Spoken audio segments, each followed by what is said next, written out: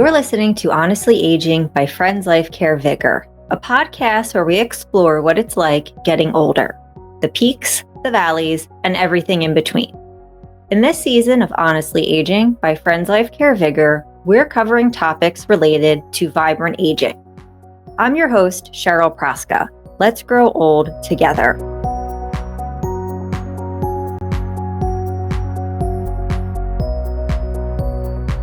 Today's episode invites reflection on one of life's most tender and universal experiences, the end of life. We're joined by two compassionate and deeply experienced guests, Patti Nesbitt, a retired palliative care nurse, traveling minister, and graduate of the School of the Spirit, and Eileen Stanzione, a licensed clinical social worker with more than 40 years of experience supporting the dying and the bereaved. Patti and Eileen are both deeply rooted in the Quaker tradition and bring a spiritual lens to conversations around mortality, grief, and what it means to companion one another through death and loss. Together, they co-clerk committees within Baltimore Yearly Meeting and share a commitment to helping others approach the end of life with peace, purpose, and love. In this episode, we'll explore personal perspectives on facing mortality, how to speak with loved ones about end-of-life wishes, and what it means to befriend mortality. We'll also turn to the topic of grief, how we continue to feel connected after a loved one passes, how we honor legacy, and what spiritual practices can help us navigate loss. Whether you're confronting your own mortality, supporting someone at the end of life, or walking through grief, this conversation offers wisdom, comfort, and space for reflection.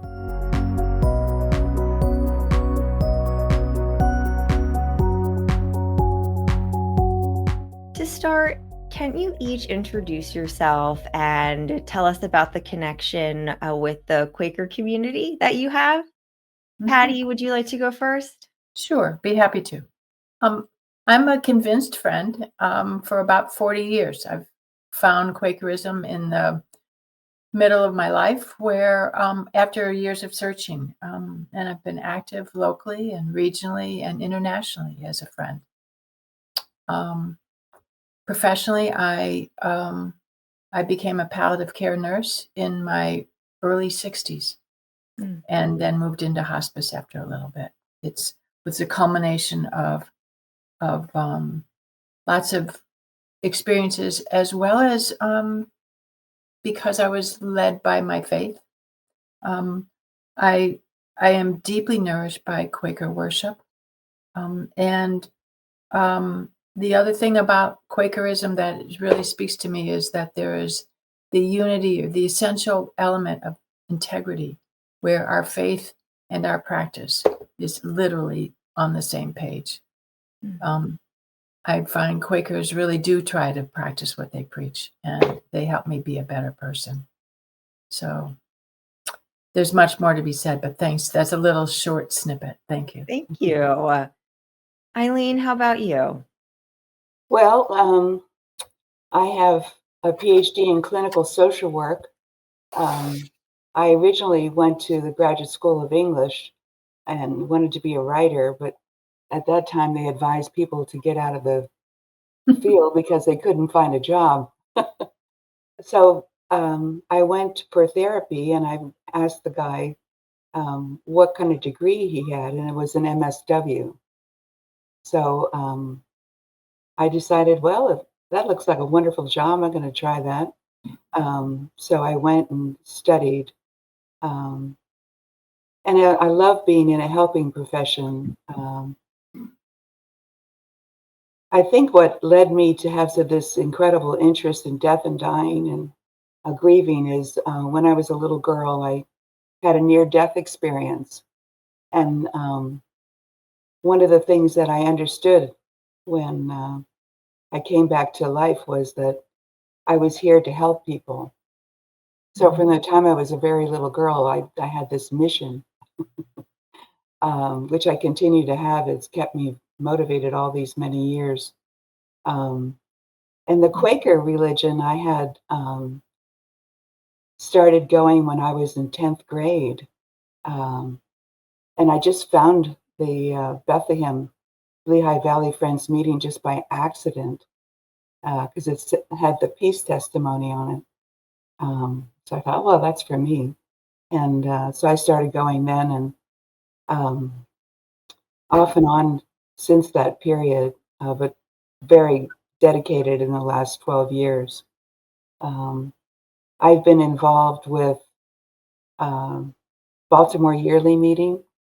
I was on ministry and pastoral care for 5 years. I was the clerk. I've been the clerk of our meeting, Patapsco Friends meeting, before, and now I am again with my husband, who's the co-clerk. In terms of my love of Quakerism, I just love Quakers, and I love being part of our meeting. And when I meditate in the Quaker meeting, I feel so much love. It's just a transportive kind of experience. And I love the fact that Quakers were involved in the anti-slavery movement, the suffragette movement, all the social justice issues that mean so much to me. So I feel privileged to have this opportunity to be a Quaker, and I wish there was a way that more people would join, but it's not my job to proselytize. So Thank you for sharing. Mm-hmm. And as Eileen alluded to, the focus of our conversation today is going to be about the end of life. And that's a topic that touches all of us. And is there anything more that you both want to add about what led you to explore this subject in your work and in your spiritual life? Do we want to start again with Patti? I certainly can. Thank you. Yeah. Everything takes its own circuitous route. The reason I got into this work was, as a nurse, I found that I worked in critical care. When we had patients that were in their mid to late 80s who had undergone some cardiac procedures, and still are not doing well, I found I had a very hard time being involved in CPR and running codes. I just had this clear sense that when someone was dying, our role is to support and nurture, and both the person and the family. And instead, the medical team comes in and uses, pretty strong interventions. I just found myself that I couldn't do that anymore. That I wanted to help people live as well as they could live, as long as they could live, but I didn't want to be doing violence at the end of life. I also recognized that how I was able to get to that was that I too had had experiences with death in my past, and I was comfortable with it.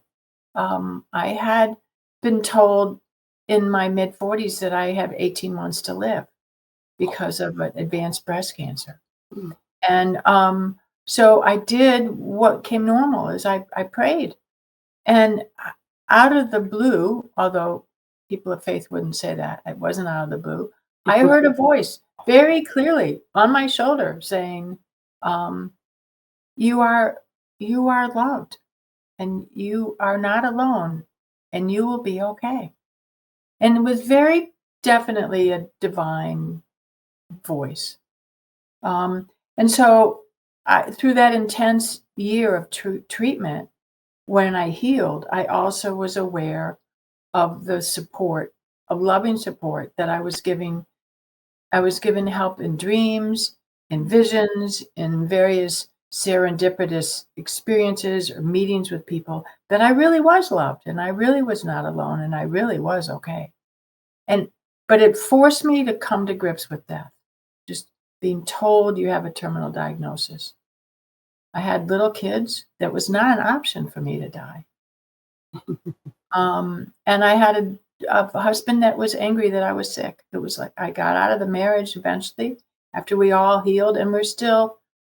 Anyway, the bottom line is when we have these little deaths, little or big threats of death, if we face them, then it makes the big ultimate dying easier to handle. And so that and the experience in the hospital just led me to I can walk with other people as they're approaching their end. And I continue to enjoy and be nourished by that work at the same time.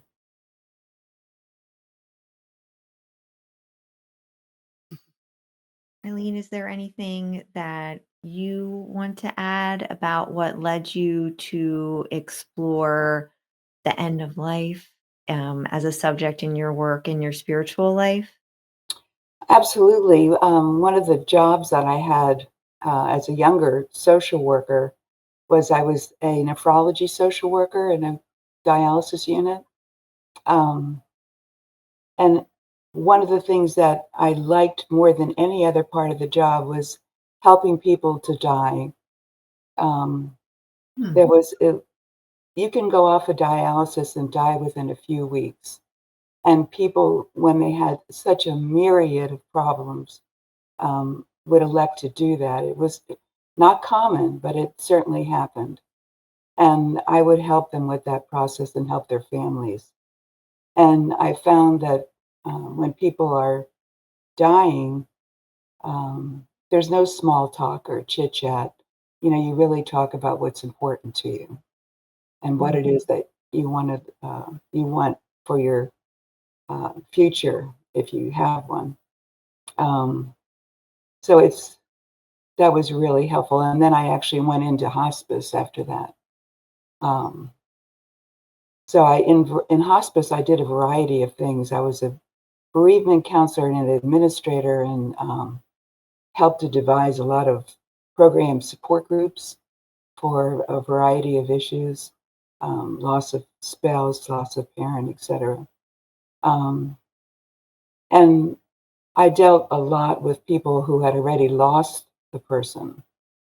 And that was really interesting. I loved it. And I do that to this day. I've had a private practice for many years. And now it's small. I'm trying to widow out. So it's a wonderful experience working with someone who's dying. At least I thought so. And I appreciated every part of it, really. Even the people in the waiting room would come and see me about so and so dying, and yeah, it was good. And I think it's such a gift to be able to hold space for those conversations and take a listening approach because I do it myself where always trying to make someone feel better or fix something. And really what people may need in these tender times is just someone to listen and let them feel how they want to feel. And both of you having that ability to do that, I think is something that's very special. I do want to transition into talking about facing mortality, more personally. So, can I hear from both of you? What does mortality mean to each of you? And this time, can I start with you, Eileen? Sure. I actually wrote it down. It's short. I was a professor also in my life, so I tend to use papers and outlines and so forth. To me, mortality is not an ending, but a sacred transition. I believe that life continues beyond death, not in fear or judgment, but in love, a love that reflects the divine presence within each of us. Many Quakers believe that there is that of God in each of us. This love, however you see it, also manifests after death and does not die. Thank you. Patti, what would you like to share about what mortality means to you? Well, I'm reflecting on, the love that does not die from what Eileen just said. That's part of what I jotted down also in my notes. But I also know, I'm trained in ecology. That was my first training. And, ecology is, we recognize circles. And the circle of life is where we all live.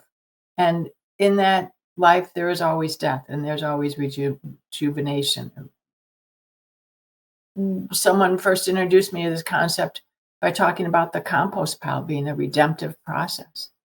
It's really the grain of wheat. If the wheat doesn't die, there's no seed. There's no new life. And so I think it's just, it means that in the circle of life, I will for sure die just as surely as I am alive now. There's no doubt about it. And facing this reality isn't always easy. In fact, it's usually hard and scary. But the reality is that it is what happens. None of us get out alive. And and as a spiritual person, I know that, as Eileen said, the love never dies. And I don't think there's any way for my soul to die. And so just because my body dies doesn't mean that who I am, will die. I know that from experiences also. And having been given the gifts and visions and dreams, that there is another place of universal love. And I don't want to sign up for the line to get in line to leave. And at the same time, when is my time?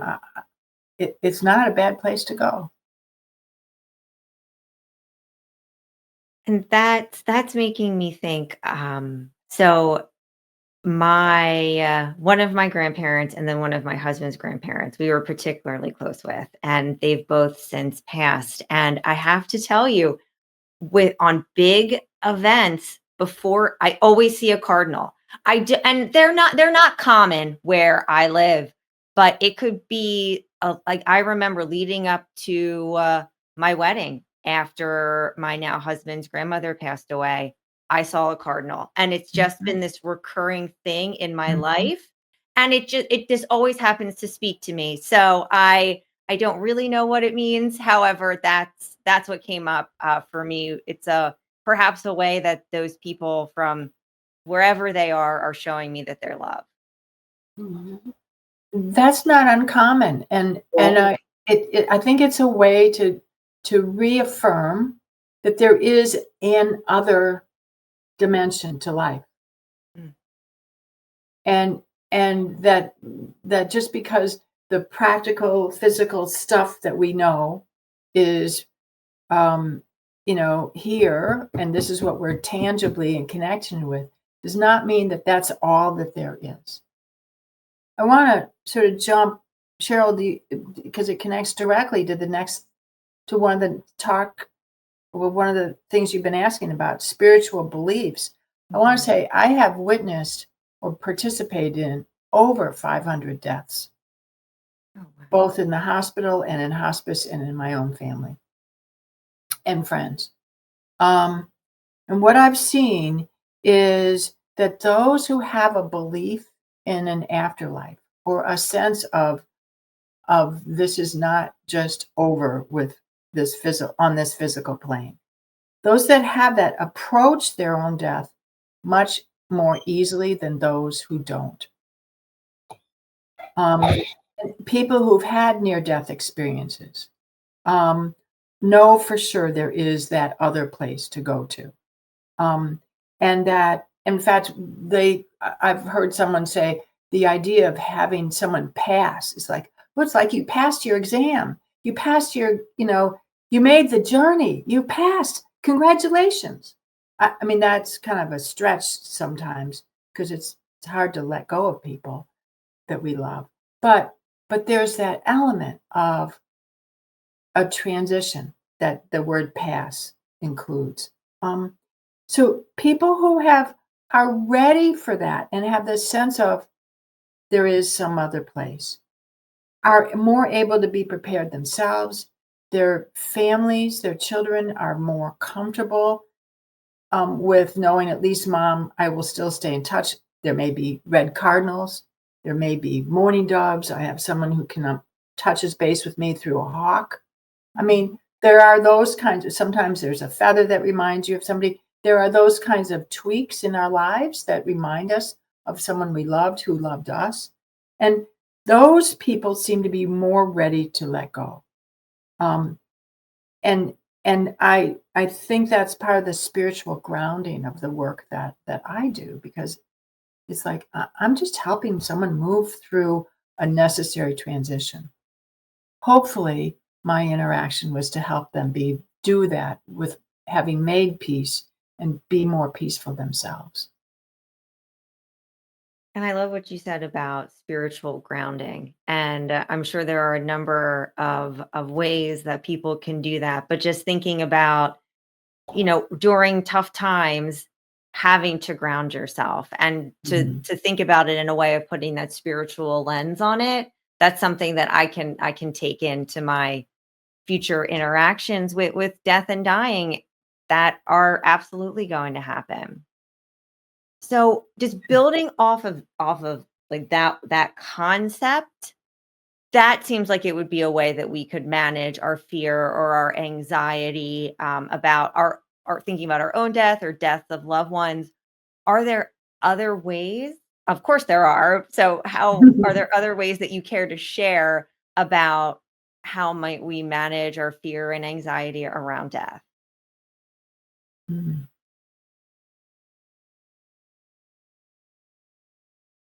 Eileen? Oh, I'm sorry. I thought that was your question. Oh, do you want me to? I will. I can Oh, handle that. yes, please go ahead. I, You'll hear I, me plenty. I, th- my experience is that people want to talk and share and listen and learn. And I want to encourage that they do a lot of that, like this conversation here.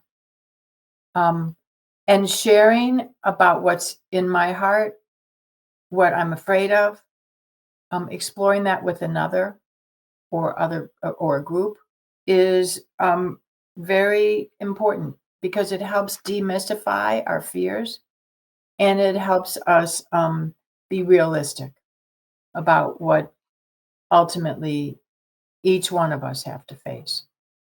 And because each time we talk about something that's difficult, it becomes easier to face. And so it's one of the reasons I said yes, I would participate in this. It's Mhm. a gift to each one of us to share that with each other. And I think the other thing is having conversation with another person helps reestablish that you are not alone. Mhm. And facing these hard transitions in life with other people makes it easier. Um, the last thing I want to offer is that we all need to trust. We need to trust ourselves and trust one another and trust the divine love that is available to us. We've been living in such a world of fear that everything shakes us up. And um, it, especially when it comes to this, it's not productive. It gets in our way, and it it blocks us from receiving all that life will give to us. Love and fear are on opposite sides of the spectrum, 180 degrees apart. And if we let go of some of the fear and begin to trust and build bonds with those who are near us, it will help demystify this topic, and it'll help each one of us age better as we approach eventually letting go of everything.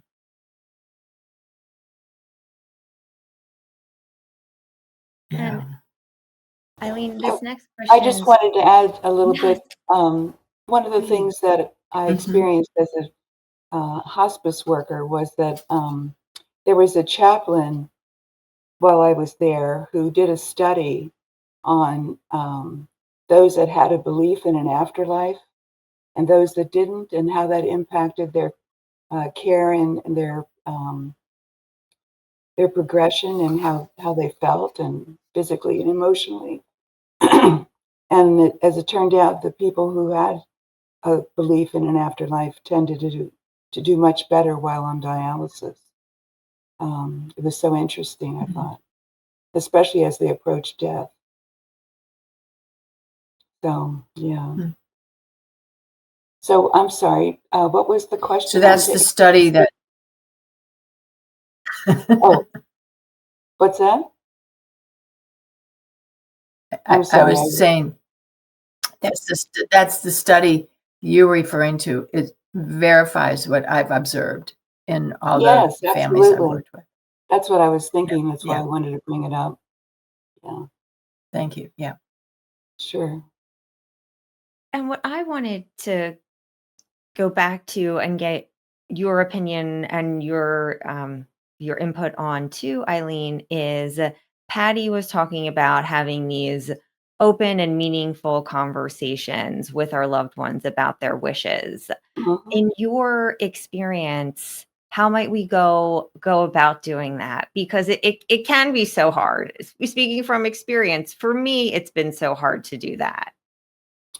Well, yeah, it is very difficult, I think. Um, but it needs to be done with tenderness and clarity. Mm. That's very important. So I was thinking about the ways to enter these kind of conversations. It's really helpful to let the person know why you want to talk if you're arranging a talk, not just what you want to talk about. Um, for example, I've been thinking about how to honor your wishes, and I want to make sure I understand what matters most to you. This isn't easy to talk about, but I love you, and I want to be prepared to support you in the way that you'd want. Um, and it's also helpful to choose the right setting. You wouldn't want to do it in a really busy place, but rather something quiet like a walk or a living room, or even a handwritten letter can be helpful. Um, and I think it's, instead of diving right into medical directives, it's really helpful to talk to them like, what does a good death look like to you? What would bring you comfort in your final days? Are there things you want us to remember or carry forward? So these questions really invite storytelling, which is very, very helpful in these conversations because people love to talk about their journey through life and what was important to them, what they're concerned about, what legacy they want to have, what they want their children to know, etc. Um, and in what way they want to be remembered and what their legacy will be. So that's very important. Um, so once the emotional groundwork is laid, you can do the advanced directives. Uh, Talk about spiritual or religious rituals. One of the things that I found in working with both dialysis and hospice patients is that oftentimes people don't prepare for how they want to leave. What their religious service will be, or spiritual practice, or however their memorial service goes. So it's, if you can draw them out about that, that can really help them feel more comfort that it's somebody else won't be planning it. that they're actually a part of it. Legacy projects are wonderful to help, memory books, letters, etc., ethical wills.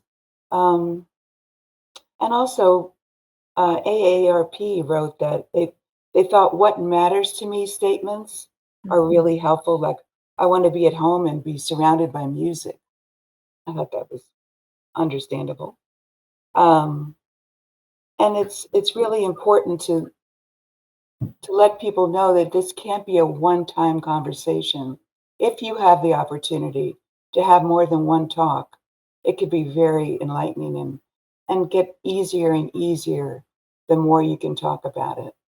And also to let them know that you're there to listen to them whenever possible.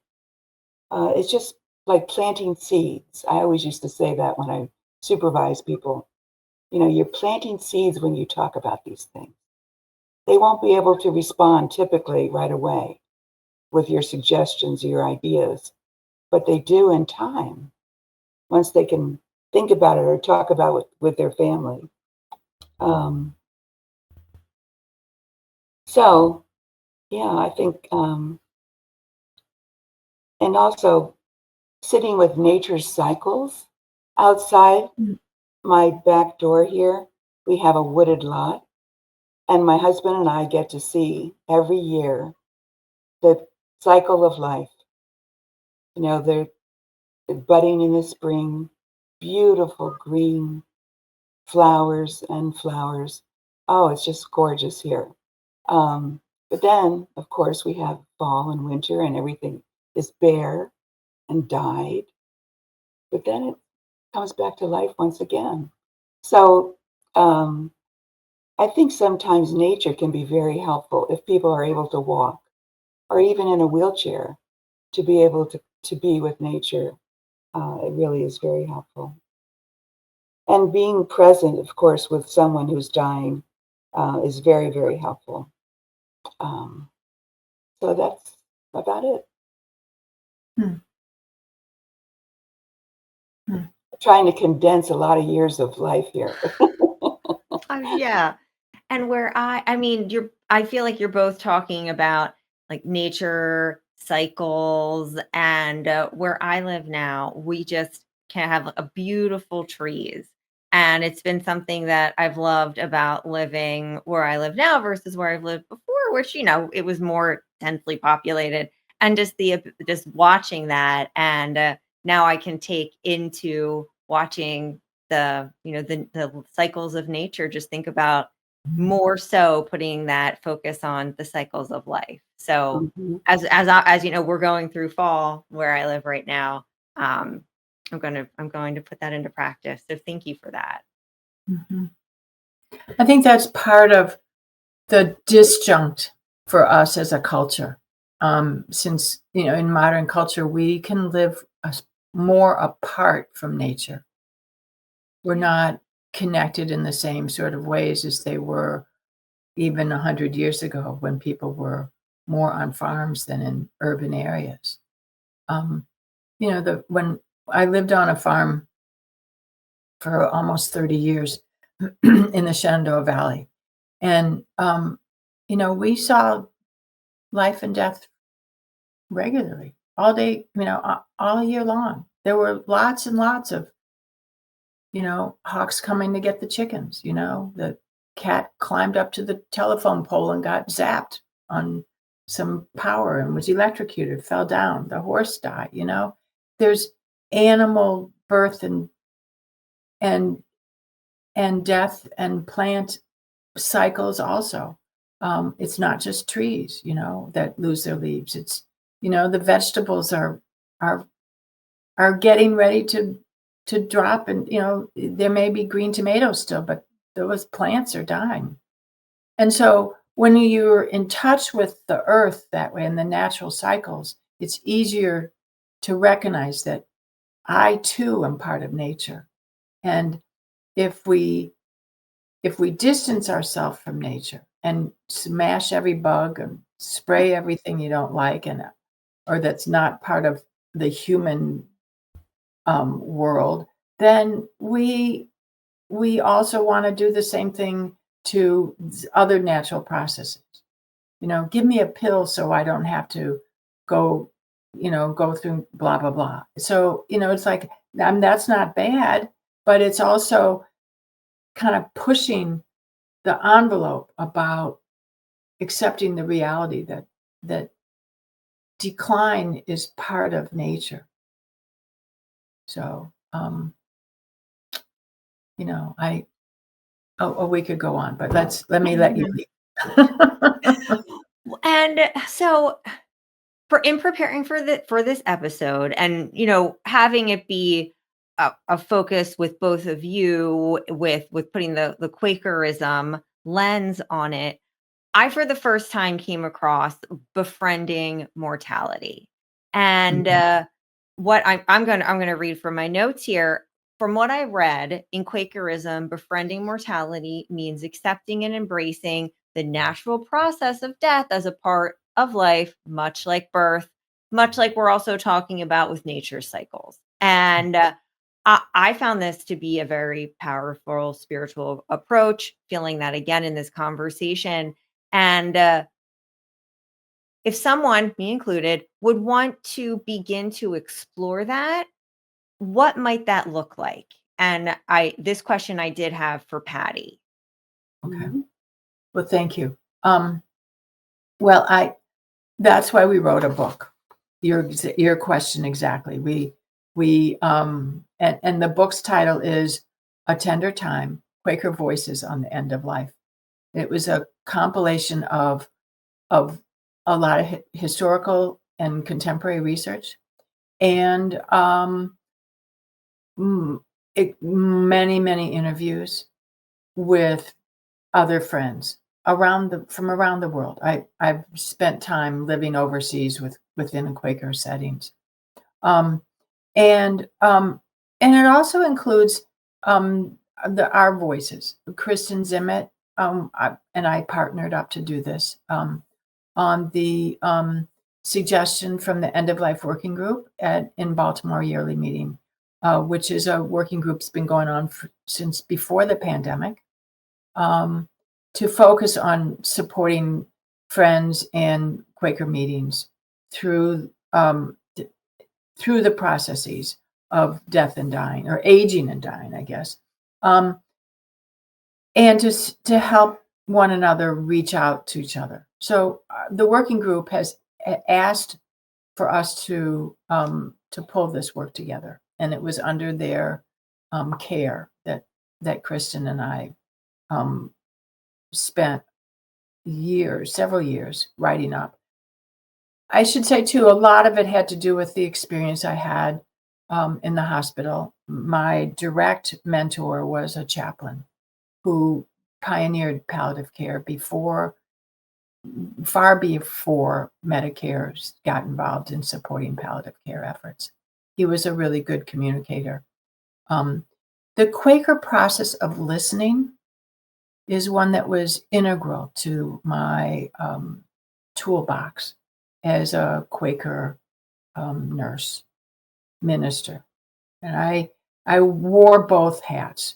The hospital would say I wore that medical hat as a RN, but Brian, my boss, and I both worked in ministry, and we knew it clearly because we were part of the listening team that helped families and patients listen themselves into clarity about what was the most important thing to them, and to listen to what was in the way of them achieving or moving forward through the process of, in the hospital, patients who were dying.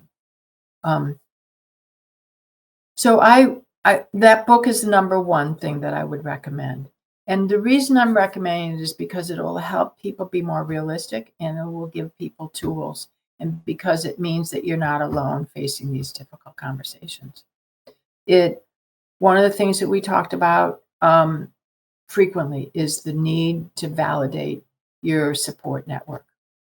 Tie together your neighborhood, of friends, your people need to come together, whether they are, directly blood related or other people that you lean on, your chosen family. But this is a part of life that we cannot do alone any more than children can raise themselves. And the more that we talk and more that we listen to ourselves, listen to our hearts, listen to our questions, validate what's important to us, validate our fears, the more we can become clear about what is important to us. And it will allow us to share our pain with something that didn't go right. The grandma who went to the hospital that I never got to say goodbye to. She wanted to be in the hospital so she could face this alone, because that era, people didn't want to be seen if they were not pretty, and they didn't want to be seen. They didn't want to be helped. Well, I don't need to carry that anymore. But I'm going to carry it if I don't recognize it and notice what's in my way. The other thing is that we have an opportunity in this generation to transform and change. Many of us were brought up in a world where we didn't talk about death. It was, when we were growing up, the C word was hardly mentioned, because cancer was almost always a terminal diagnosis. Now it's a managed disease for many of the cases of cancer, the way diabetes is managed. But we were brought up when can't talk. It was someone down the road, all of a sudden they lost their dad, we couldn't talk. Whether it was a suicide or a congestive heart failure and a sudden heart attack, or even the car accidents you didn't talk about when someone was gone. We don't have to do that to our children. We don't have to do it to ourselves. We have an opportunity to be role models, to say, to affirm this is part of nature. And just as I'm alive, I'm also going to be gone. And to give that to our people around us, our children, our new generations, to be able to approach death with courage and with some sort. There are a lot of people in their 80s and 90s who's like, finally, the bus to heaven has showed up so I can get out of here. There are a lot of people who pray to go because it's so hard being lonely or so much pain.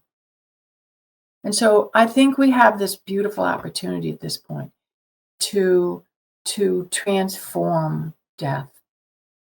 We don't have to beautify it, but we can make it natural and accept it the way our previous cultures have been able to. And bringing hospice in means that there's not necessarily all of the suffering, the incredible pain that we hear. Most of us don't mind the idea of being dead. We just don't want to go through the pain to get there. Hospice will help with that.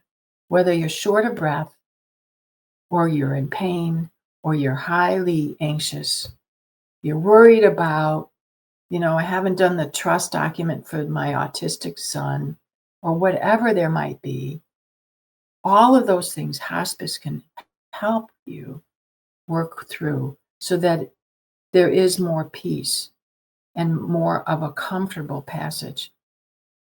And the sooner people bring in hospice, the better. And I cannot state that more directly.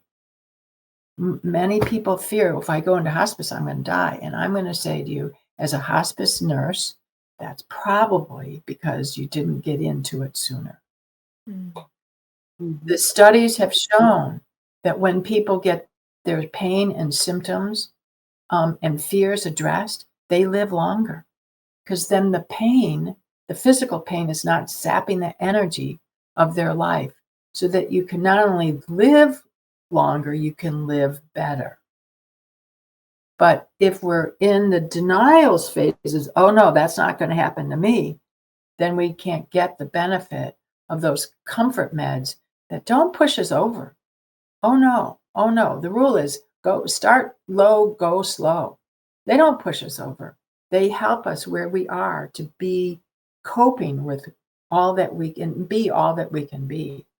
So if you're considering, if there's hospice as a potential down the road, find out about it and get in sooner, and you will live longer and better. In most cases. I mean, I'm saying that as a medical person. There are sometimes, God forbid, that that's ours, but there are times where it's not possible to slow the process down and make it easier. 5% of the cases. I probably went around the world on that one, Cheryl. Did I answer the question? You did answer the question, and I would be interested to hear any additions and reflections that you might have, Eileen, about what Patti said and or about befriending mortality.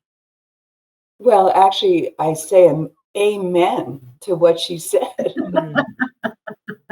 I mean, She's really, one of my best supporters. Thank you. I just have had all those experiences that she's had. And as a little girl, I lived in Hellertown, Pennsylvania, which is next to Bethlehem, where the Bethlehem Steel was. And there was a lot of soot that was in the air. And on our block, every single house had someone who had cancer and was dying. And no one discussed it. It was like they didn't exist once they got the cancer. It was very, very strange for a child because the person would get thinner and then disappear. And I mean, I used to think, is it going to happen to me?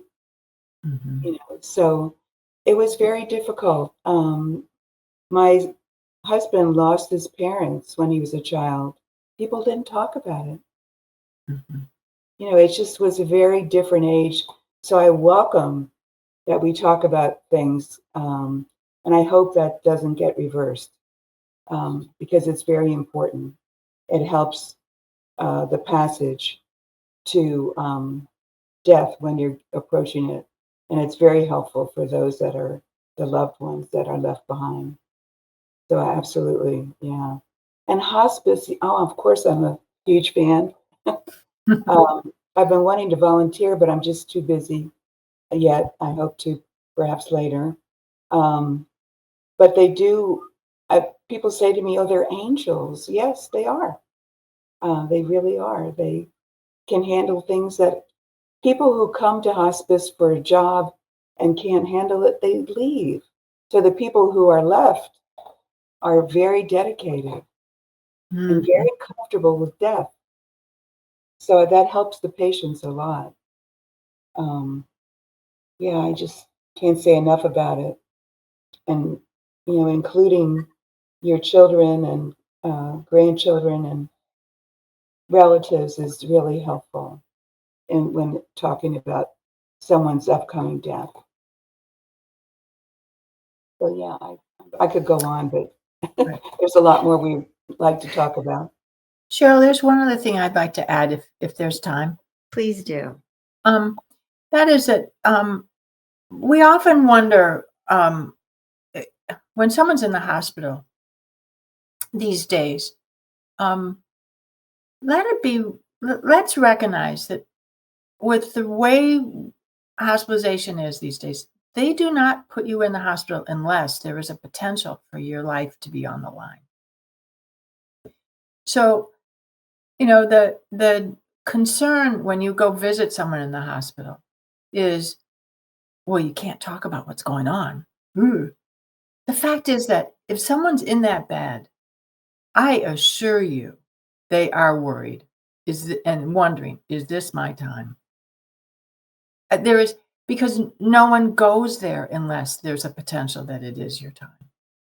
And so it's a sort of an elephant in the room. And I want to suggest to those of us who visit our loved ones that, you know, if the conversation, that the conversation could be had to open the door to the conversation.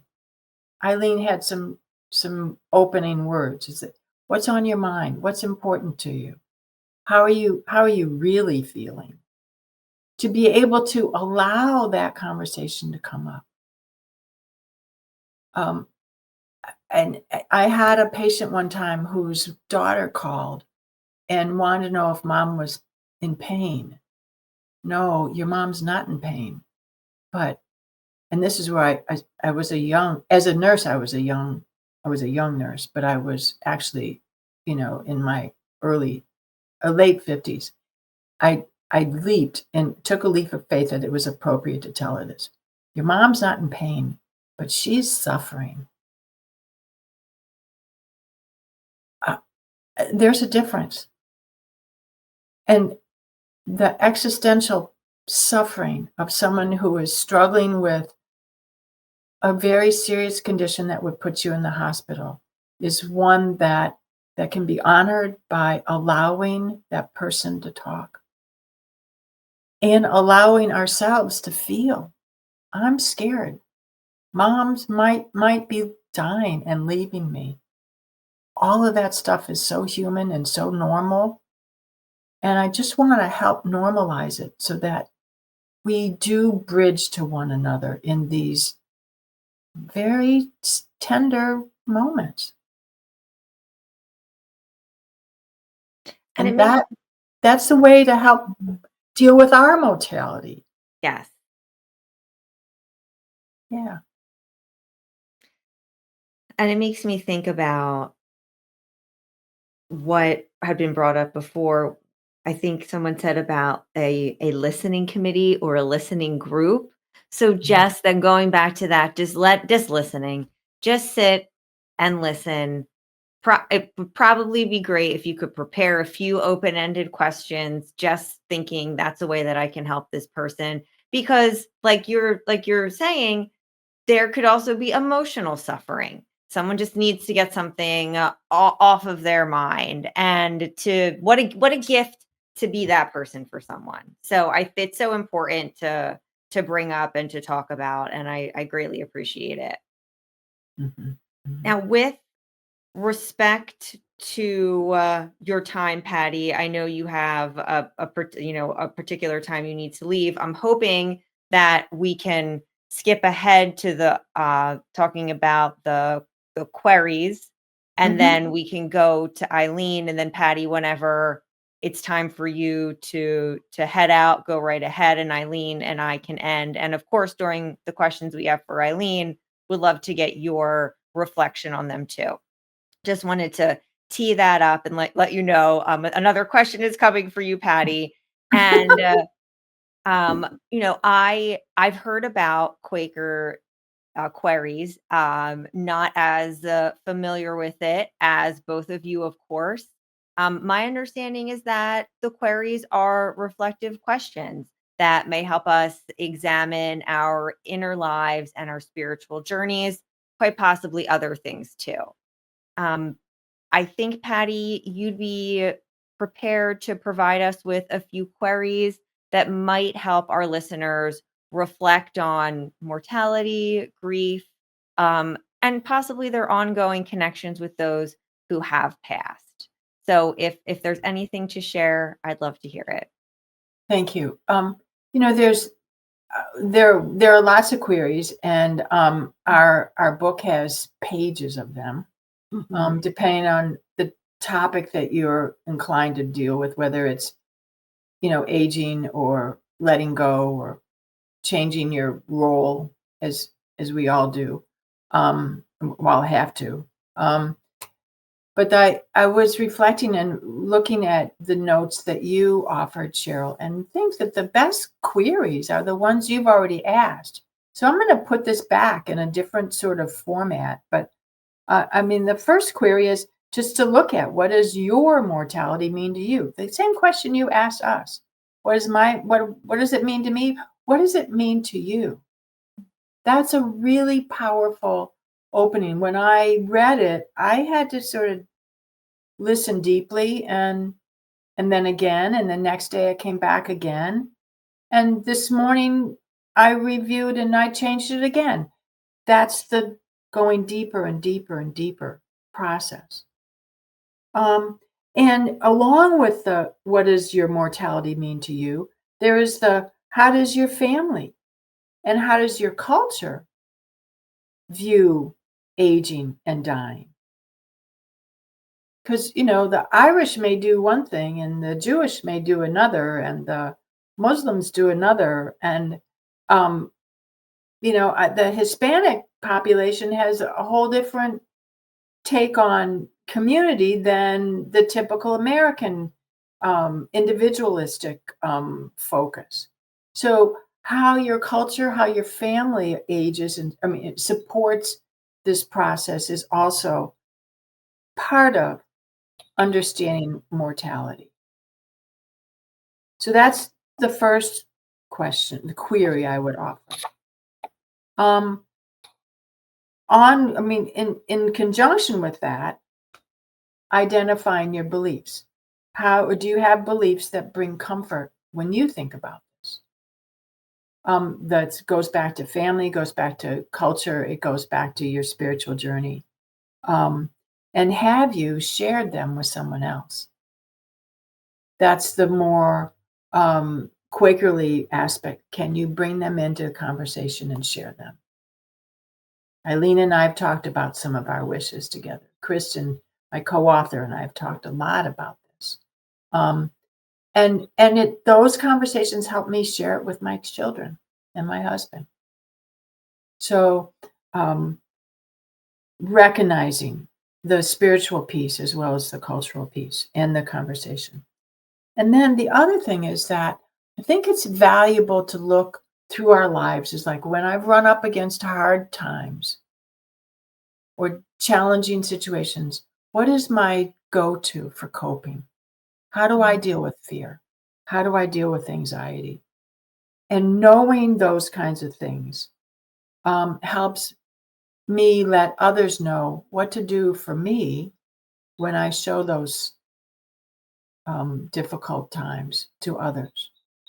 And it opens up, if I'm saying to my daughter, if I get scared, please do this. It'll help her reflect on what she wants for herself.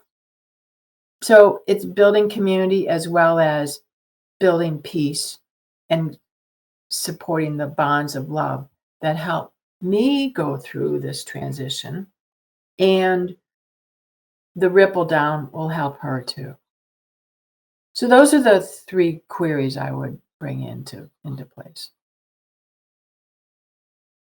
Eileen, do you have any queries that you I might? do.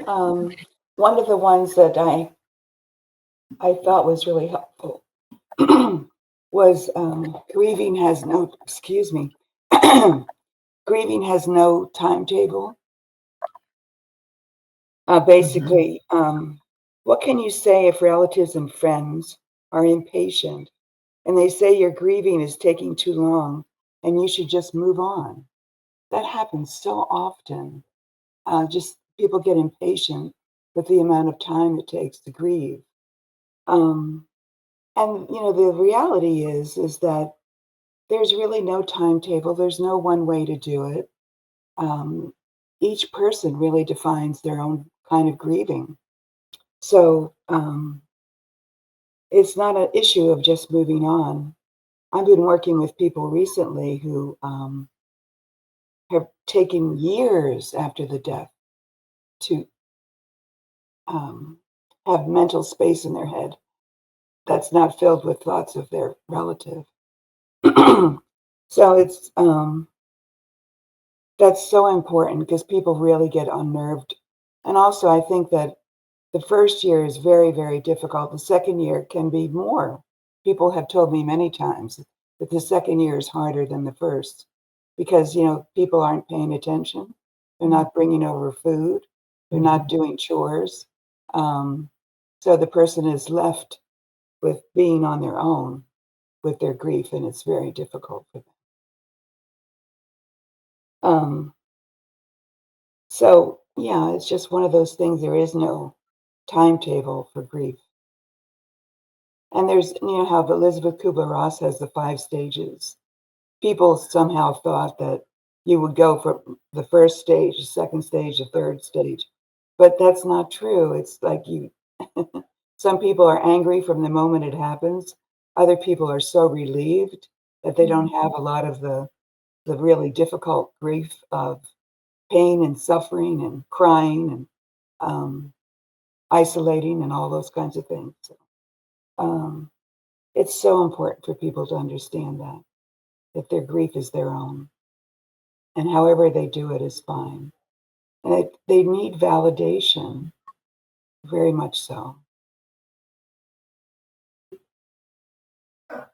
And also, I have what would bring you comfort in your dying days, and have you shared this with someone? And that I just want to reiterate that is so important to share it with someone. And it sounds like the process is you know, think about the queries, get comfortable and deep within yourself, and then the next stage is to share them.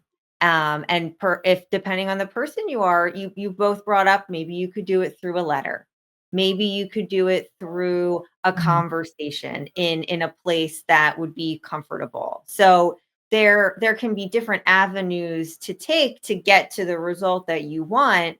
Just knowing, yourself, and then knowing the person you're going to bestow with this information about yourself. That just seems like a framework that's coming up for me, as I enter these conversations with my loved ones. Mhm. So now I Mhm. want to shift to some questions that we've prepared for Eileen. And as long as you can stay, Patti, of course, you're welcome, and welcome to reflect too. Unless, do you think now would be a good time to part? I think maybe it would. I appreciate that. I'm sorry to slip out here. I really have enjoyed preparing and doing this itself. Cheryl, thank you so much. Would you prefer to age independently in your own home or live in a nursing facility? I know what I'd rather do. Friends Life Care membership offers just that. Plan today for a future lived at home with vitality, independence, growth, and resilience while protecting your savings. Learn about your options at a free seminar or webinar.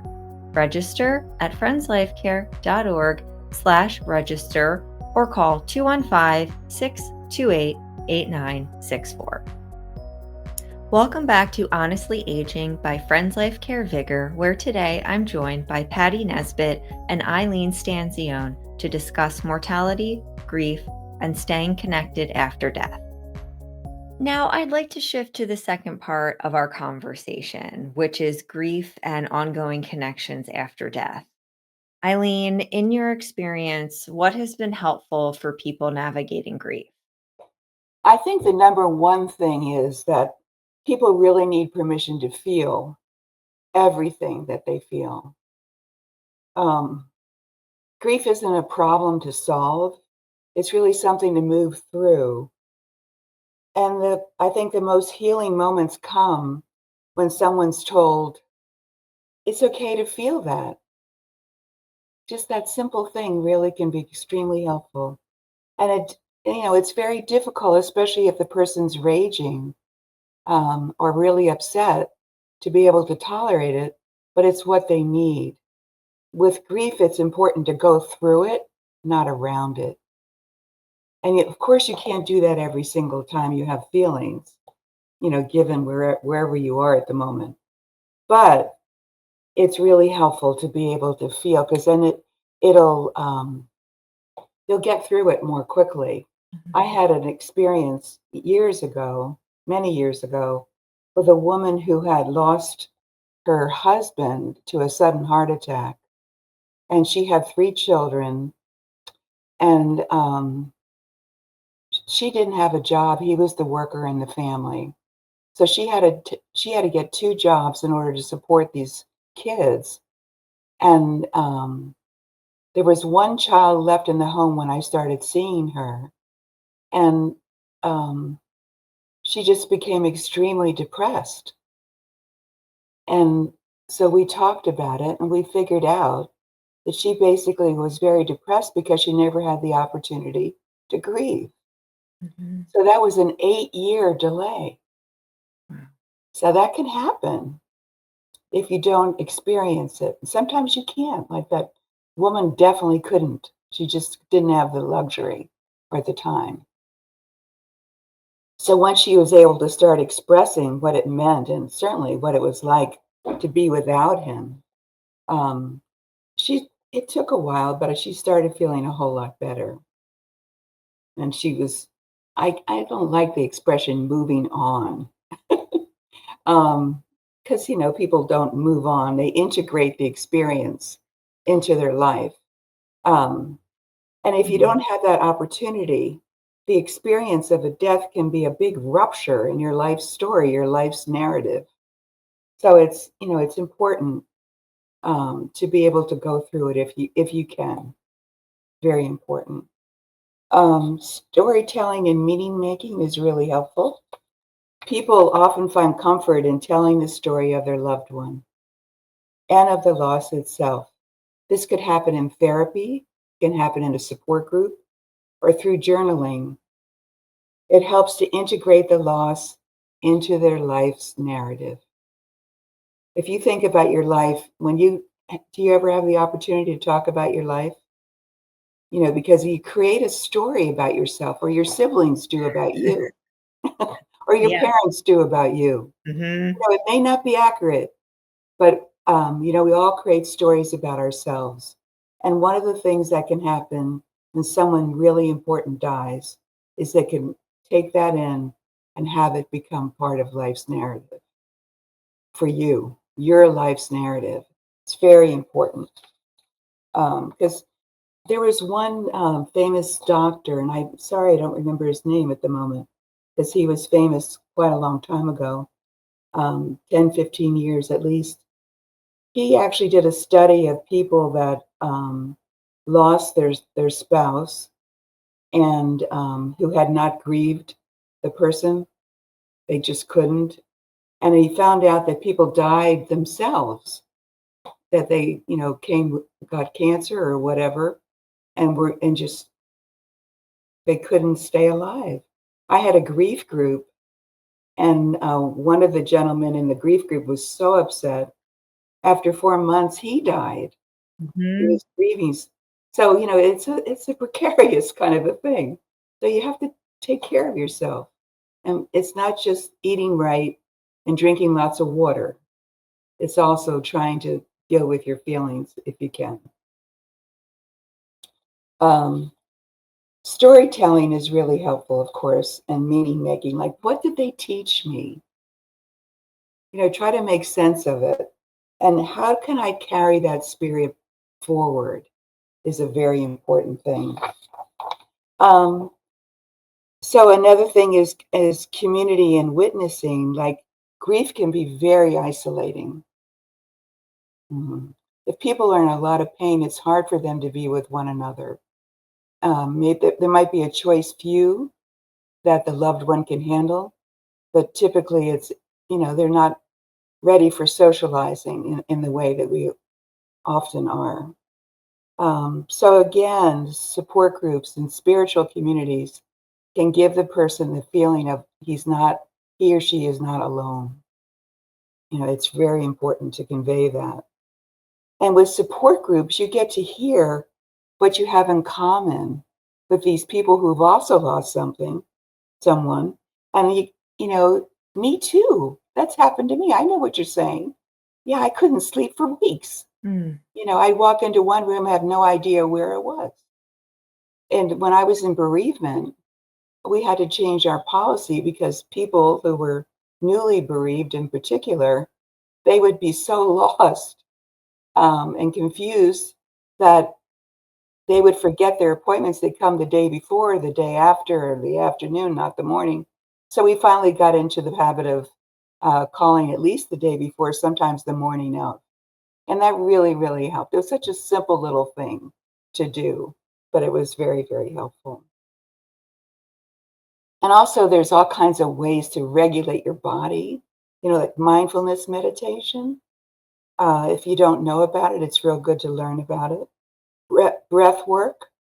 The simplest one is to inhale for 4 seconds, hold your breath for 7, and then exhale for 8. And if you do that 5, 10 times, it can really be helpful. It also, if people are having a panic attack, it can be very helpful. So that can happen at times too. And as we talked about, nature, of course, walking. Um, and there's rituals and spiritual anchoring, like daily journaling. Some people have like a grief journal, like today I miss blank, blank, blank, blank. Or if I could talk with you, this is what I'd have to say, and write it out. And the neat thing about it is there's like an evolution, so that initially it's all pain and suffering.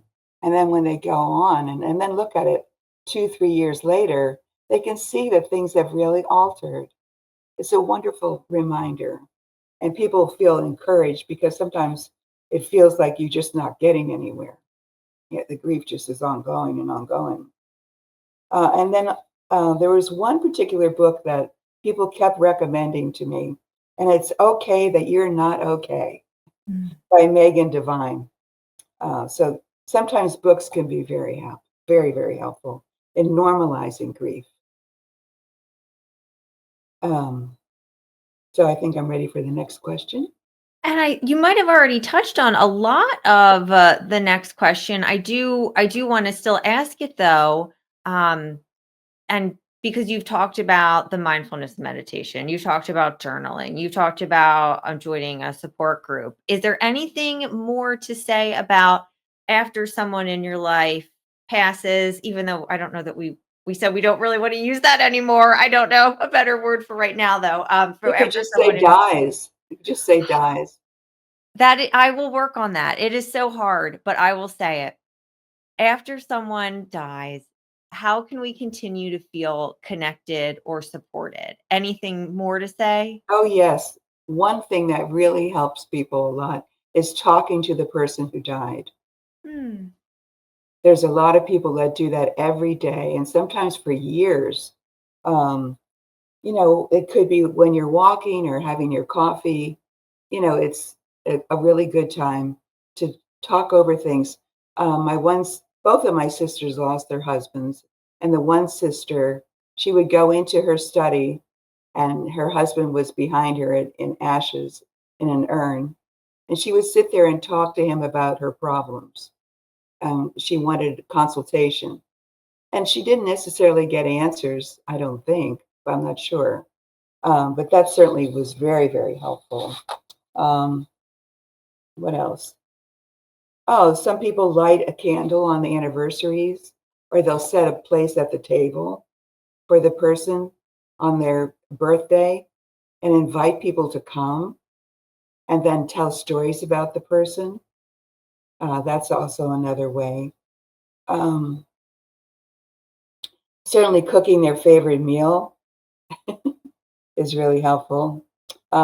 Visiting a place that held special meaning for you. Wearing, those movies where people, they take a blanket that the person had on them and they hold it up to the nose and just almost swoon with the smell of them. Certainly, Mhm. that kind of a thing, or a ring, or a bird that lingers, a favorite song that they had. There's so many things that you can do. Support a cause that they love, donate money, have a 5K run. So I just ran through that as quickly as I could. And again, we're leading into the next question, which you've talked some things about. So you've said things like you can light a candle, you can wear something of the individuals. What are some other ways that we might carry our deceased loved ones with us in our daily lives, either by remembering them or representing them in some way? One of the things to do is to speak to them in your thoughts. I was talking in the past about the speaking to them aloud, speaking to them in your thoughts, actually helping to make decisions when that comes up. What would Harry have to say about that, for example? Um, yeah, telling their story to people. That I've said that before, but I can't emphasize that enough, how helpful that is. Um, and living it, a lot of these things I have covered. Um, Create something in their honor. That I walk around a lake in the morning oftentimes, and I notice that there's benches all along the lake. People have donated in memory of, and it's a lovely thing. Um, and it'll say something in memory of our walks, and then it'll give the name of the person. Those kind of things can be very meaningful, and it's something you can visit, especially since now people are tending to cremate much more Mhm. often. This is something that you can do that brings the person alive in your daily life. Planting a tree, etc. And that's so lovely because when it's like, when someone is cremated, there's of course a variety of things that can be done with the ashes. I'm sure we both often hear about people wanting their ashes spread somewhere. Hearing what you're saying though, it's lovely where okay, that person wanted their ashes spread. I respect that. For myself, I want to have somewhere where I can go Hmm. and remember this person. And like you're saying, plant a tree, donate something, or have an annual cause that you're doing so that for your own self, that could be a time and space that you can honor their memory. I love that idea. And I of course I've heard about people like memorializing their loved ones, but as a way to have it not be like at the gravesite though. That's really that's I mean that's a new idea for me and I think one that many people would love to hear. Oh, good. I'm so glad. Yeah. A- Anything more that you might want to say about ways we might honor their legacy or spirit? When my nephew died, he was Mhm. 35 years old. He was like my oldest son in a way. Um, I was so amazed by the fact that he was only 35 and just dropped dead on the golf course. And we were devastated. But as a result of that, I went into my PhD program because I realized at a real gut level that life is really fleeting and we don't know when it's our time. There's just there's a capriciousness to it that is really unnerving. So if you want to do something and possibly something in the honor of the person who died, like my one son became a lawyer because my nephew was a lawyer, that he had left a huge impact with his Mhm. death. Yeah, that was his legacy, that he was such a wonderful person. We wanted to have him continue on with us in some way or another. And my last question for you, what in with so much experience that you have, in what advice would you offer someone who's newly grieving? Mhm. Well, once again, I'm like a broken record. No. Grief, just let it be what it is, Mhm. and people need to hear that. And there's no right way to grieve, only your way. That's like a mantra of mine. Um, uh, let's see, what else? Speak their name. This is real helpful. If you have somebody who died and people are afraid to say anything about that person, they don't want to say his name, they don't want to talk about it with you. It feels like the person has been erased. Mm. So speak the person's name, invite the person to tell stories about them, because that brings that person to life. And it really is very, very helpful. It's just so helpful. Um, and offer gentle grounding. Like we mentioned, grief really, uh, really floods the nervous system. So again, having plenty of water, good meals, deep breathing, and resting without guilt. Mm-hmm. So many people feel ashamed when they're taking a nap. And it's really rejuvenating for people who are grieving to be able to rest, even if it's once or twice a day. Of course, if you're working full time, that's hard. But if not, it's something you can do. And you're honoring your own body and trying to take care of it. It's very important. That's a legacy, especially if someone dies so young as my nephew did. And also create space for expression. What I mean by that is, what do you miss most today, and what would you say if they were here? It's an interesting thought, isn't it? And what do you want others to understand about your grief? How can they help you? Because people always say, just let me know if I can help in any way. And it's too vague and too difficult. Think about things that person does in their daily lives and just pick one and say, would you like me to help you with picking up your daughter today? That kind of thing. It's very, very helpful. And also be present, not perfect. Mm. Newly grieving people don't need advice. They need your presence. When we were at hospice, they had a category called silent presence, if I remember correctly. And it was some people, when you sit with them, they can't stay awake. They're so sick, they just can't. Just being able to take 15 minutes of your precious time and sitting with them, the person can sense it, and it can really help a lot. And also reminding them that they're not alone.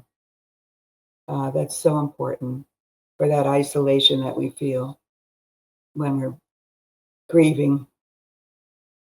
So, I mean, I could go on, but that's pretty much. And the only thing that I might like to add, and it's just, a feeling that I'm having, it's that to be on the other end of someone in your life being very sick or dying or going through something very difficult is, I encourage you to be brave and show up for that person, both for your loved one and for yourself. Right. Because there have been times in my life where I have had to show up and I have had to be brave through very challenging circumstances with my loved ones. And although it they were difficult at the time, looking back, I'm so glad I did it because Mhm. I can live with the bravery better than I think I could live with that missing out or feeling guilty. So it's okay to be scared, but try to be brave and try to bring your courage and your love to these situations. Oh, absolutely. I totally agree. Yeah, absolutely. I want to thank you, Eileen, and I also want to thank Patti for sharing your wisdom, sharing your compassion, your personal reflections and experience with us today. I have found for myself and know for our listeners that these conversations about the tough topics, mortality, grief, end of life, they're not easy. Not all of this conversation was easy for me today, but it is so deeply important. And the fact that you and Patti were here to help illuminate how we can approach these experiences with courage, clarity, connection, and love make a big difference. And I really appreciate you and Patti being here in this space with me today. Well, I appreciate the opportunity to be here. Um, I really am passionate about this subject. It's something that I've thought about all of my life, really. And I want to convey it's so normal for me. The sense of normalcy is really important too for people. That this is part of life, as Patti was saying. It's just part of the life cycle. And if we could understand that, it'll go a long way to providing comfort and connection to people. So thank you for this opportunity. And you've been wonderful. Thank you so much. My pleasure. Thank you for listening to Honestly Aging by Friends Life Care VigR, a unique program focused on aging with vitality, independence, growth, and resilience. You can find links and show notes from this episode on our website at friendslifecare.org/podcast. Thank you to Patti Nesbitt and Eileen Stanzione for joining us today. You can learn more about Baltimore Yearly Meeting by visiting bym-rsf.org and Facebook. You can learn more about A Tender Time, Quaker Voices on the End of Life, a guide co-authored by Patti, by visiting quakerbooks.org. If you like our show, please rate, review, subscribe, and join us next time. To learn more about aging with vitality, independence, growth, and resilience, subscribe to our blog at friendslifecare.org/blog.